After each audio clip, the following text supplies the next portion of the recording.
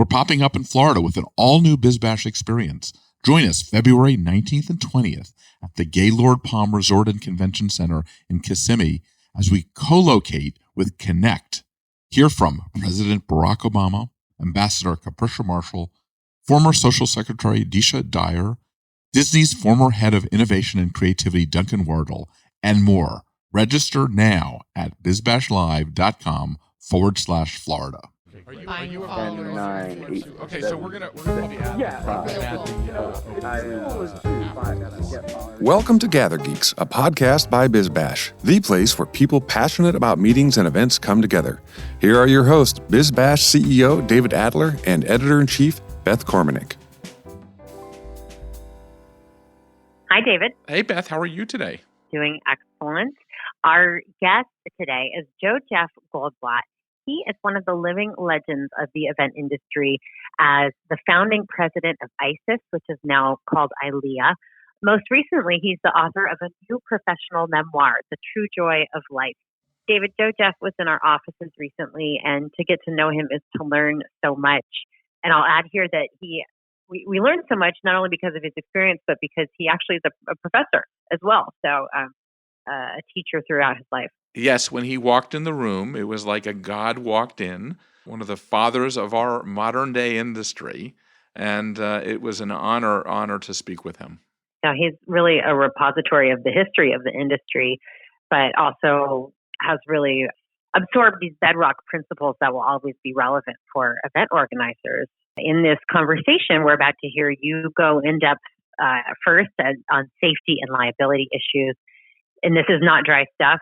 He shares crazy stories like the time there was a lion attack on a trade show floor, but perhaps more common and relatable questions like who's responsible if someone slips on your dance floor. Then the conversation transitions to talk about the role of technology events, and he shares more about his new book. Let's take a listen. Tell us why you decided to write this book. You are one of the gurus of the industry. In fact, there was really no industry that was in a formal basis before you arrived on the scene. Tell us that story. Well, that's a very good question to begin with, David. And the reason that I chose to write this book was at my ripe young age of 67, I thought while I was still compos mentis, I would try and reduce to writing some of the stories that I've been telling on the platform as a professional speaker for 30 years. People encouraged me by saying, where can we receive a copy of those stories? We'd like to hear them again. Is it written down anywhere?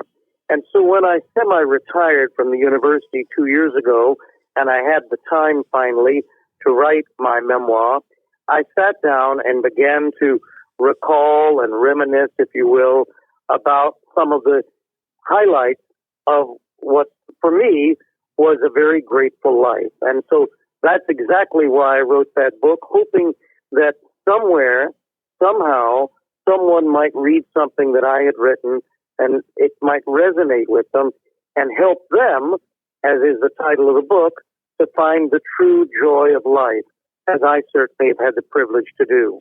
So go back and talk about, from your perch right now, how do you see this industry today, and what was it like when you sort of got the bug and started out? Well, actually, David, there was no industry. The field that you have pioneered in with your parents, media, is a much more established field than the field of special events, events management, or meeting management. In the early days of the 1940s and 50s in the United States, when someone wished to organize an event, the first phone call they made was to the venue, the hotel, the caterer. The next would be to the entertainment director, often associated with the hotel, such as a band leader. However, there was no title event manager, there was no title event planner until really the 1970s and the early 1980s. And during that period, events exploded because corporations began to realize that although media is important, you can create a much deeper, meaningful, more persuasive experience by linking your media advertising placement to a live event. And so as these events exploded, there was then a great need for training. I remember during the 1980s and 90s, I testified at dozens and dozens of trials all over the United States because I had written my first textbook, Special Events, The Art and Science of Celebration. And as a so-called author expert, lawyers wanted me to testify on behalf of the defendant or the plaintiff when someone was injured at a special event. And as a result of these challenges, education developed. And I was fortunate to have been at the forefront of that at the George Washington University when we developed the first undergraduate and postgraduate degree and then professional certificate in events management. So go back a little bit. Go back a little bit. You said people were injured at events. What kind of injuries did people have? And that sounds pretty serious. The injuries that occurred at special events were always quite dramatic. It wasn't simply just a slip and fall on a dance floor. I'll give you an example from the book that I had just written. In The Joy of Life, I talk about receiving a message on my answering machine, and it said, "This is Mr. So-and-so. I'm a lawyer for the defendant in a case where she was a model standing in a trade show booth, and in the next booth, there was an African lion. She is now missing her right arm due to being attacked by the lion. Would you be able to help us with this case?" Wait a minute. On the trade show floor? Can you give us a little more color on how she lost her arm on the trade show floor? Well, the lion attacked her at the trade show. The lion actually attacked her. And as a result of this, she was severely disfigured, injured. And, these cases, because of litigation, go on for years. And then often, when they can't settle the case, they bring in an expert witness who can speak to the issues of health and safety, risk management, and so on. Another case that was one of the most tragic cases that I worked on was actually in Boise, Idaho. During the bicentennial of the U.S. Constitution, the city of Boise and the state of Idaho hosted a large event at an outdoor venue, which was the former historic women's prison. They were giving stagecoach rides in the parking lot. And suddenly, one of the cars that was parked in the parking lot backfired, and it spooked the four horses, the team that was driving the stagecoach, and they broke loose of the shafts from the stagecoach, and they actually galloped through a crowd of 3,000 people, injuring over 30 people. And of course, helicopters came in to medevac and so on.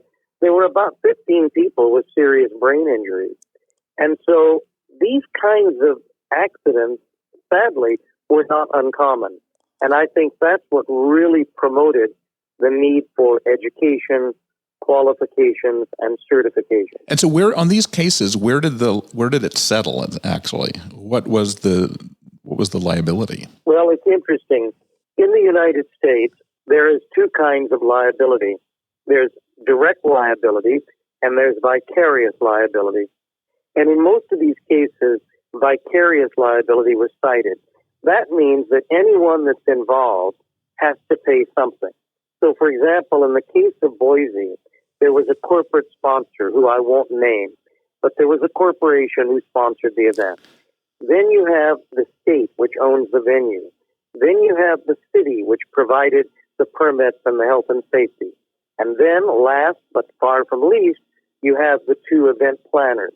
Everyone's insurance company contributes to the final settlement. And that's what happens when you have a case of vicarious liability. And how are we protecting for that today? Well, it has changed dramatically in the 21st century. For example, I don't know of any event that would be conducted by a corporation or a major trade association that wouldn't have a proper risk assessment prior to the event being delivered. So there's always a careful risk analysis, risk assessment, risk management, risk control on site, and all of this is documented. If there is an incident event, because you can't plan for everything, an incident report is completed so that later the person who was injured would be able to go back and review. They had signed saying that they were able to get home on their own, or they were happy to accept an ambulance, or what have you. But today, risk management, health and safety is paramount for most events that are organized. And I believe this even extends to weddings held in a private home. One of the cases I testified, the family decided to have Uncle Harry, we'll use his name as an example, be the bartender in the backyard. And one of the couples got in their car having drunk too much, and they actually committed homicide on the highway, killing another driver. And as a result, the homeowner was sued, Uncle Harry was sued, etc. So I think even if you are hosting a private event in your home, you're better hiring a professional bartender who has insurance and checking your own insurance policy to make certain that you have enough comprehensive liability insurance to cover some misfortune that could take place. What advice do you give to companies that are doing their holiday party in terms of their risk, in terms of what they should know, even if, let's say, they're just deciding to bring people together for a lunch or dinner that's not as formal as an organized event? Where does the liability lay? I don't know if that's the right English, but... Well, the best way to have, David, a happy holiday season is for the corporation first check if they have with an in-house counsel on the level of direct liability they're willing to accept. So, for example, if they're having, let's say, outdoor pyrotechnics, high-risk activity, they want to be certain that the pyrotechnic company provides a document that indicates that they are listing the corporation, their client, as an additional insured. They also want to make certain that they have an indemnity clause, that they agree to indemnify, in other words, to defend them if indeed there's a case, that arises from an injury with fireworks. So first check with the in-house counsel or check with your private counsel. Secondly, use some of the established textbooks that are available, whether it be my book, Special Events, now coming out in its 8th edition, believe it or not, in a few months. Julia Silver's book on risk management. The book entitled Event Risk Management by Bruce Skinner. And these books have systematic checklists for conducting a risk assessment. So make certain you can demonstrate if there is an accident or some sort of a problem afterwards that you did, according to the courts, the question the judge and the jury will ask is, did David and his corporation do everything a reasonable person could be expected to do in the events industry in terms of protecting their guests? And the reality is most folks don't do this. And so if you simply do that much, reduce it to writing, you'll be way ahead of the game if there's a problem later. What about just going back to general drinking and your employees? Where does the we've always had, when I was at Prime Media, we would rent out the public library and we'd have 3,000 people. Where does the liability end, or does it end from when they're leaving? As I said, once there is a case, an action taken, they will go after everyone that was associated with that event. The primary liability might be with the venue, but let me give you an example. Let's say that at your Christmas party at the library, you're having a dance floor, and someone notices that there is moisture on the dance floor. Someone's walked across the floor, their glass is spilled, and there's a little water. You ought to be very careful and make certain you have a risk prevention plan in place for that, which means that you have in writing instructed the servers at the venue as the event planner that if they cross the dance floor and they see that, they either place a chair on top of the moisture, they stand by the moisture, or they immediately wipe it up. And of course, it's always good to follow it up, if possible, with photographic evidence. I had a case at a hotel years ago where a woman actually slipped and fell on the dance floor. This is when I was producing events. And she didn't bring the action until 6 months later, because 6 months later she said that she had broken her hip, hadn't gone to the doctor, thought she would just see if she could get on with it because she was in her 80s. And finally, the insurance company settled with the lady's attorney, and it was somewhere in the six-figure range. So it's very important that you have a plan in place. So are you seeing this action happening? Do you see the same issues going on right now in terms of the event industry? That I know we have more professional, but it's improving dramatically. I actually see it, David, improving dramatically. However, what has happened is the number of events has increased. And therefore, where a corporation might have produced 50 events a year, they might now be producing 200 events a year.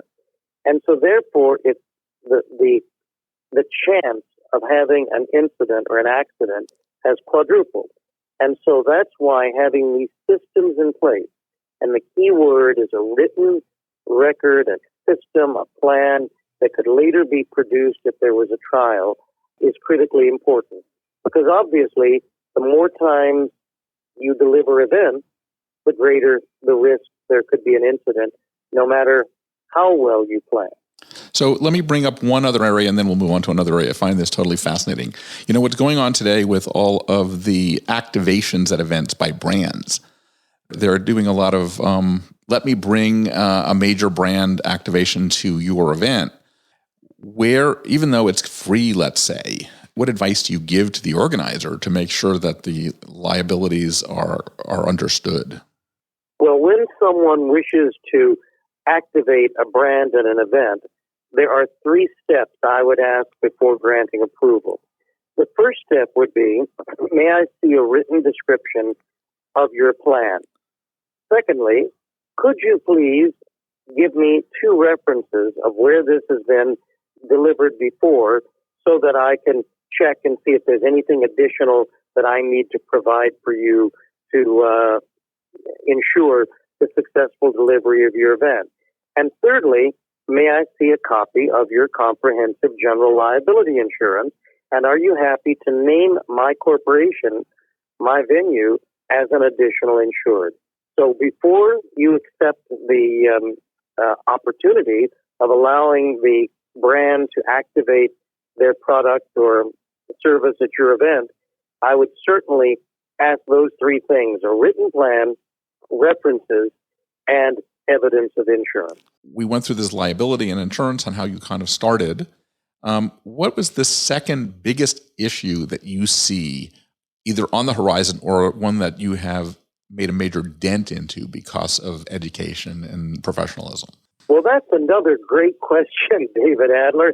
I have to say, David, the second issue that we have today is dealing with this crossroads that we're at between face-to-face and virtual meetings.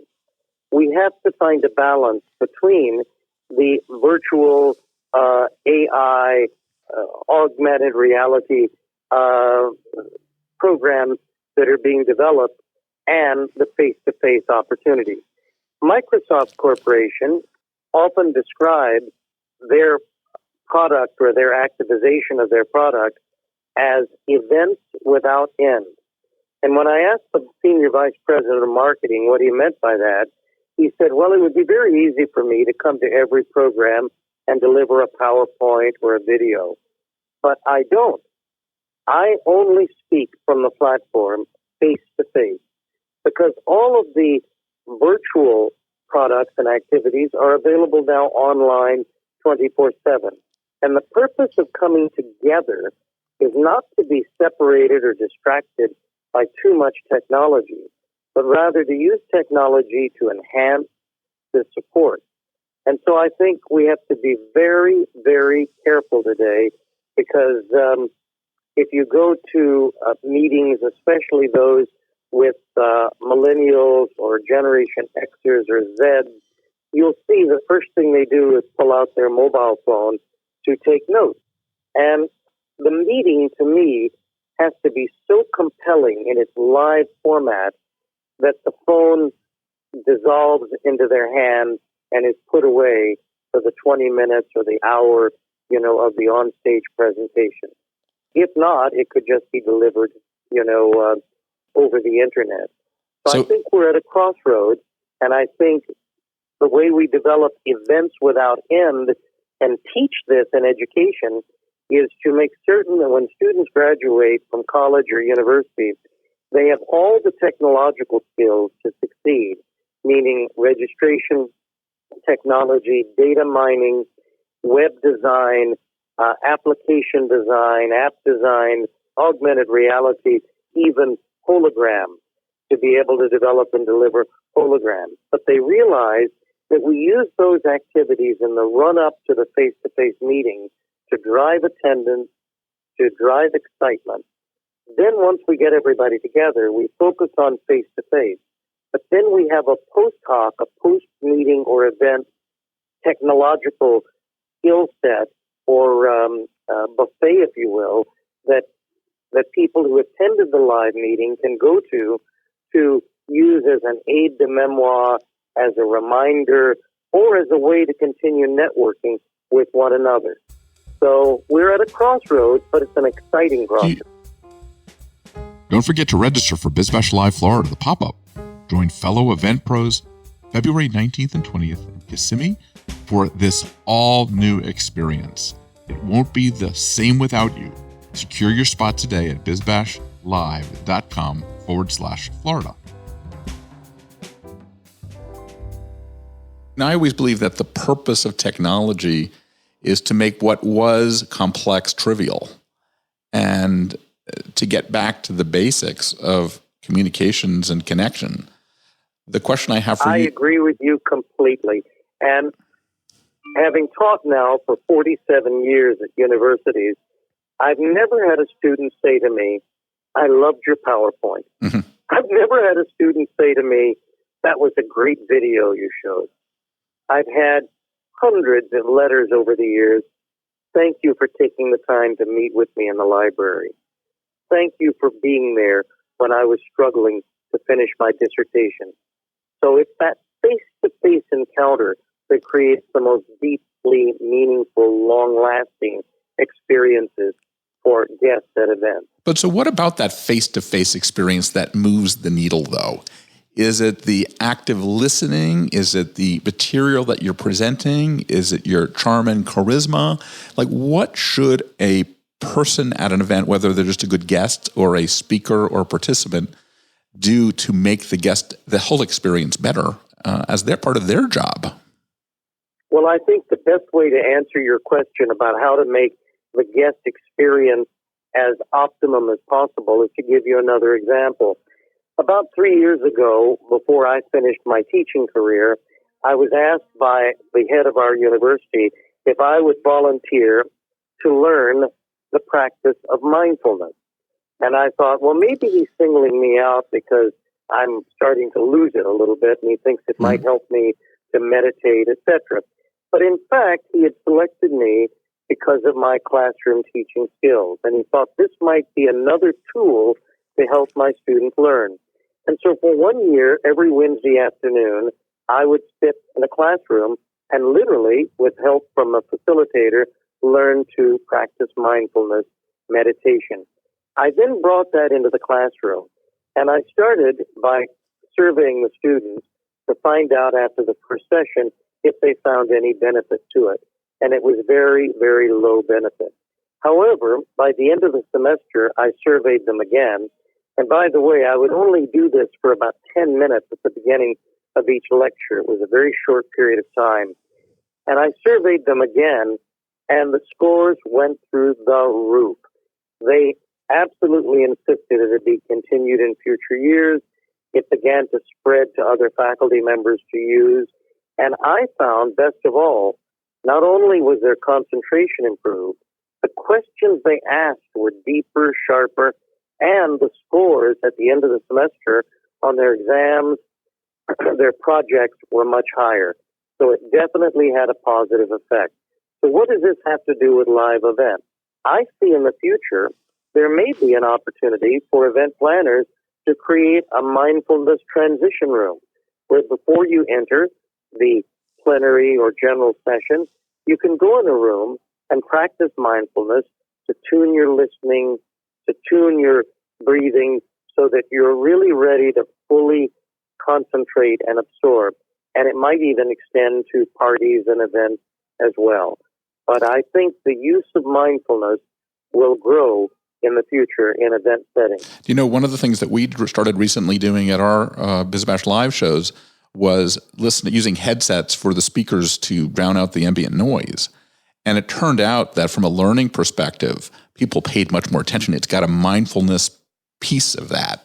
So you're hearing and more active listening was very interesting. Now that's a good example, David, the headset, of how to use technology to enhance and support a live experience, but not distract from it. Yeah, no, there are definitely different rules about it because the speaker has to completely rethink how they interact, because you're part of a little island when you have your headset. Then you walk out into the audience, and then it's a different experience. So we have not quite figured this out yet, but I do believe that it's part of this learning curve that we've got going.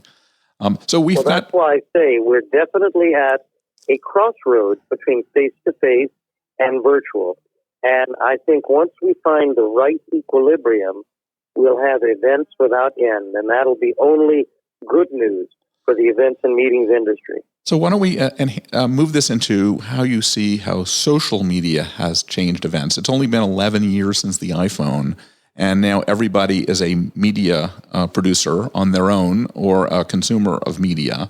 And people are now going to events, and not only are they there with their peers dealing on a realistic basis, but they also have their social media brand, which may not even be realistic, that they're projecting as well. And so that has changed events a lot. Have you noticed that with your students in terms of how the last 10 years has been?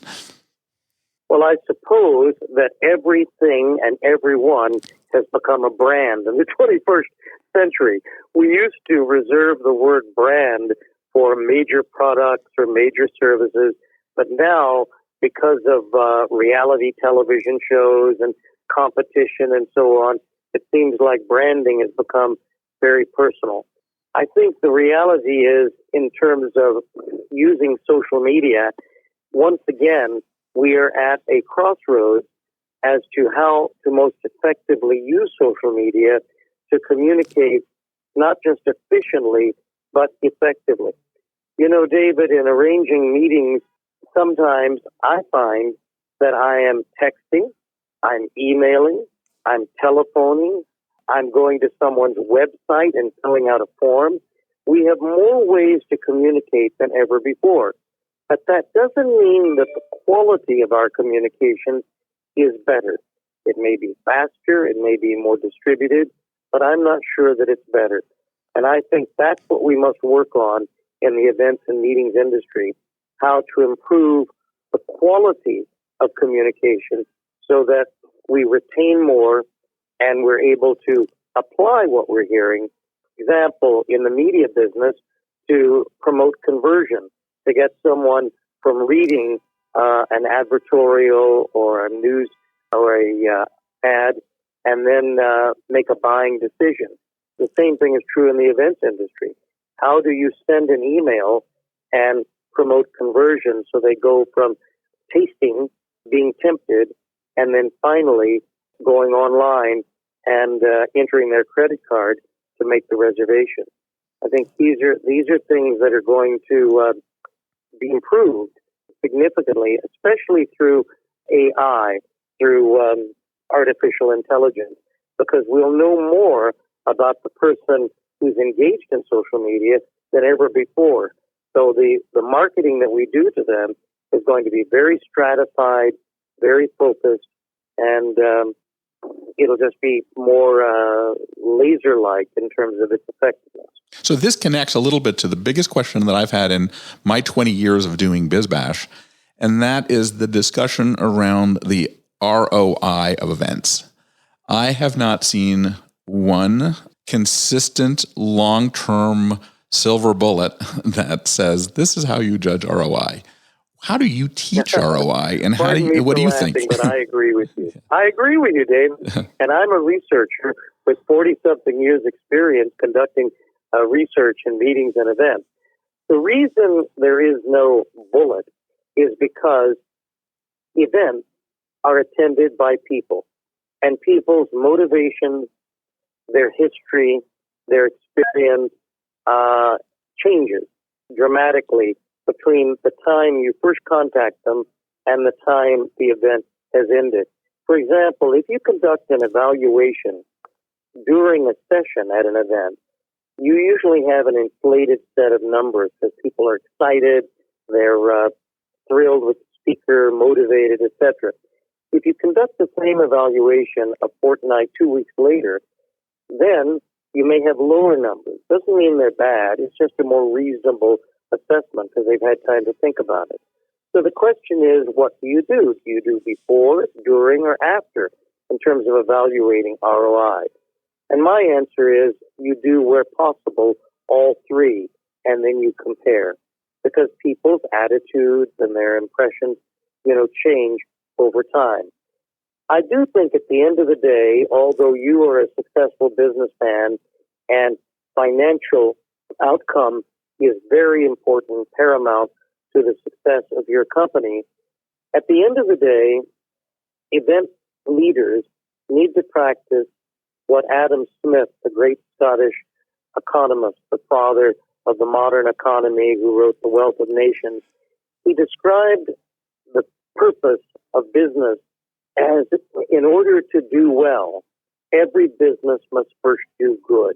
So the more that businesses work on being relevant, delivering the highest quality service or product for their guests, they should naturally, despite competition, see rising profits over time. And so I always say, focus first and foremost on, stick to the knitting, on the quality of the product and its relevance to your attendee and also its relevance to society. That's a very, very, very good point.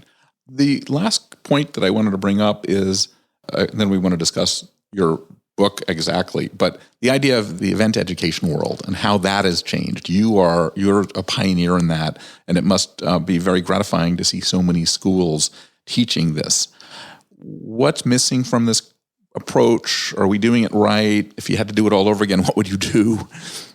Well, like most fields of study, when we started this back in the 1970s, we were making it up as we went along because there had been no precedent, for education in the field of events.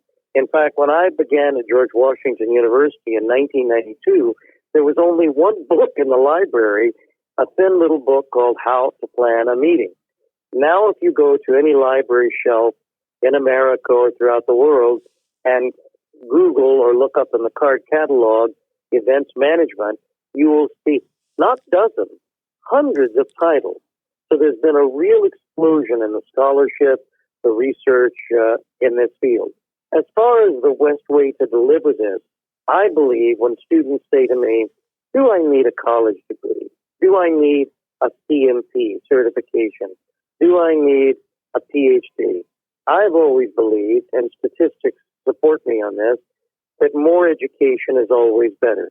For example, in the United States, we know from the U.S. Census, if you have an undergraduate degree, you earn more generally than someone with a high school degree over your working lifetime. If you have a postgraduate degree, a master's or doctorate, you earn twice or three times as much.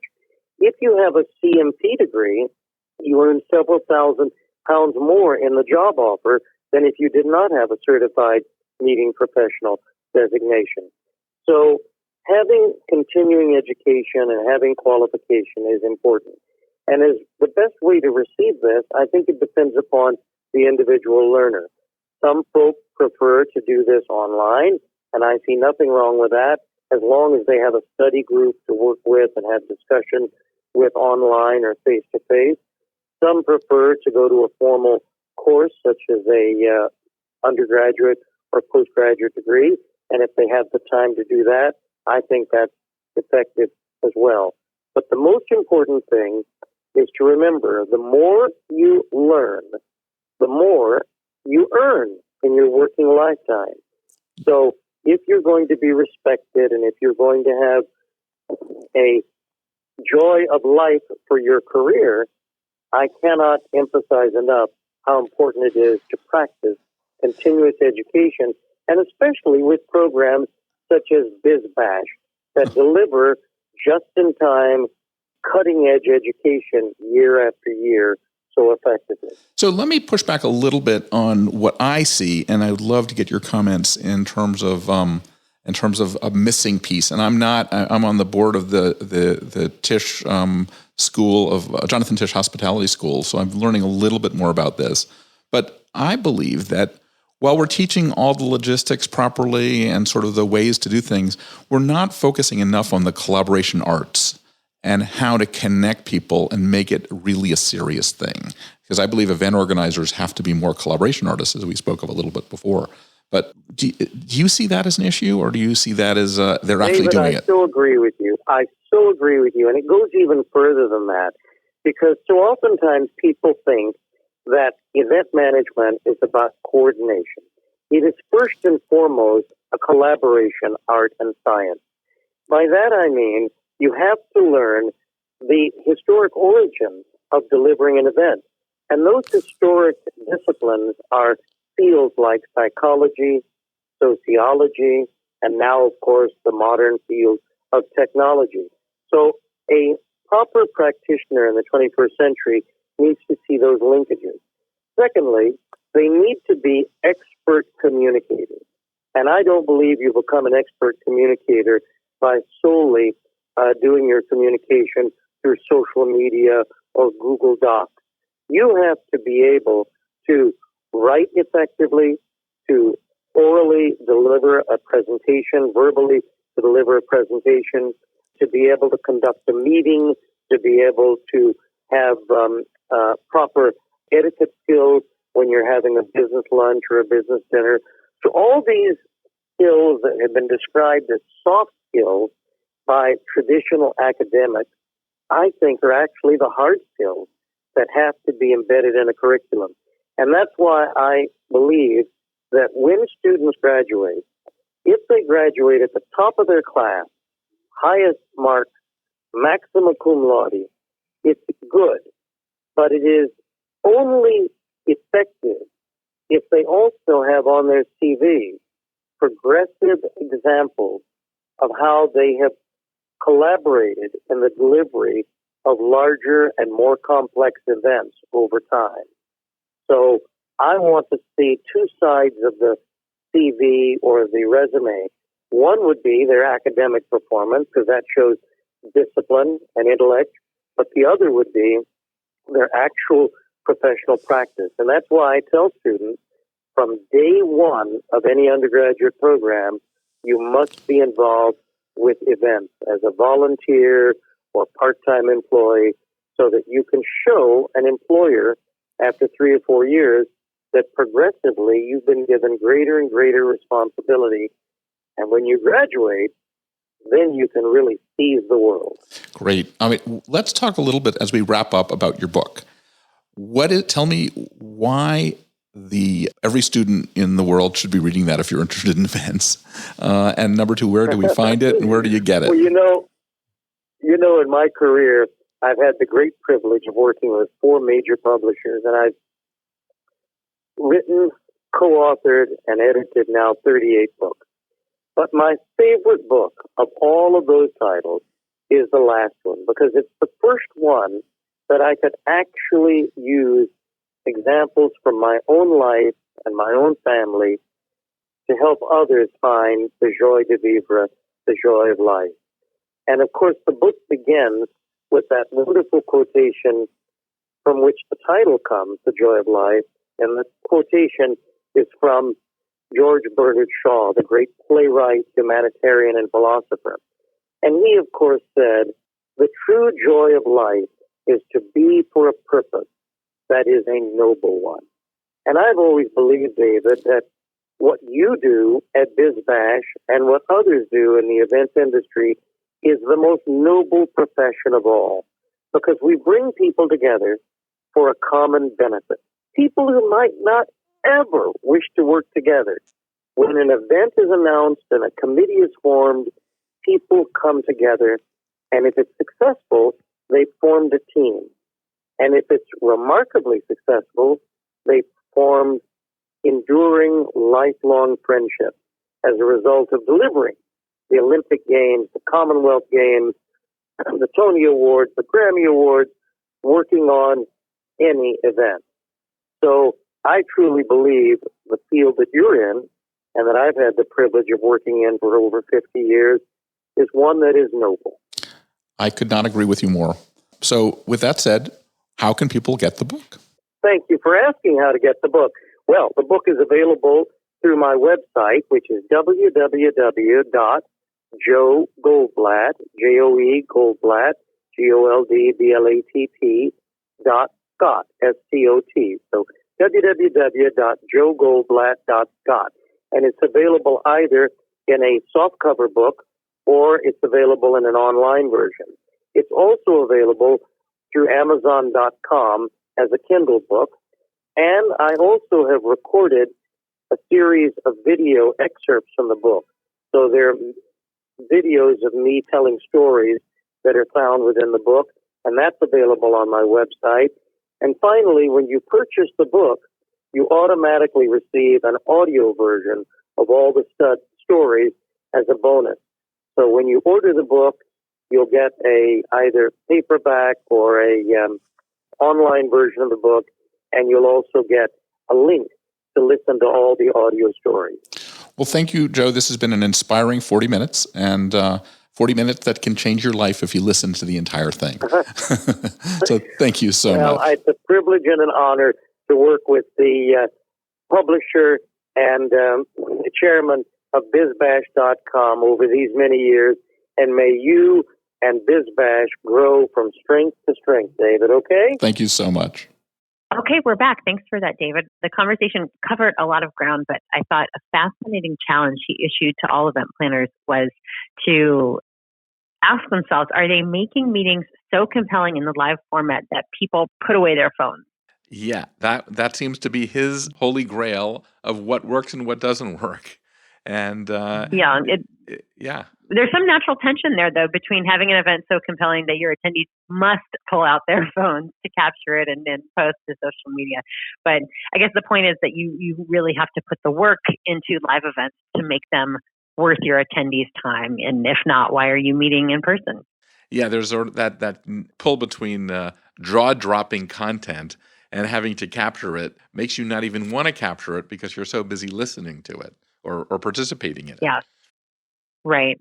And he had a fascinating story about meditation in his class and the benefits for his students. And that concept he mentioned of the mindfulness transition room, I could see that catching on at events. Some people giving that a try and having a space to you clear your head or get ready to receive the information you're about to learn. I could see that happening. Well, he did that at our BizBash show.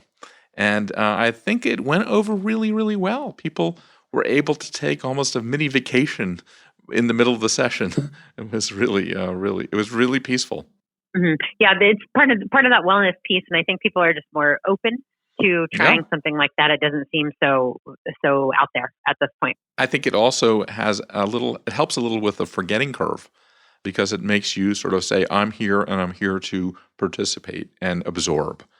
So we'll keep our eyes out. Yeah. And to our listeners, if anyone tries the mindfulness transition room, let us know how it works. Absolutely. So Beth, what else is going on at BizBash?